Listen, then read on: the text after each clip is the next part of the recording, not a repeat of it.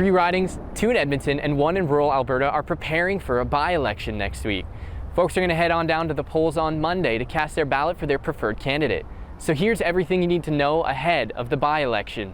Strathcona, Ellerslie, and Olds-Disdbury-Three-Hills are awash with candidate signs right now. But in Strathcona, some residents say they didn't even realize a by-election was underway. Honestly, this is the first I've heard of it. I have no clue. I think I heard a little bit about it, but it wasn't too, I didn't hear too much about it, is what it was. No, I didn't. I didn't know. I bet you asked, I'd say maybe 3 out of 10 may know.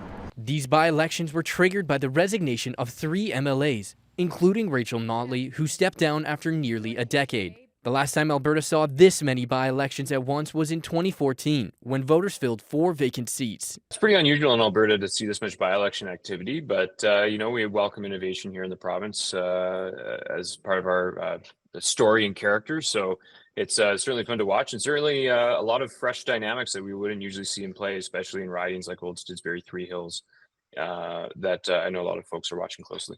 Edmonton has long been a stronghold for the NDP, but this vote could shift the political landscape. One political analyst says Naheed Nenshi is likely to win the Strathcona riding, but Ellerslie could be up for grabs. You would think that Edmonton-Ellerslie would be another slam dunk for the NDP. I'm not sure that's the case. The UCP have high hopes in that.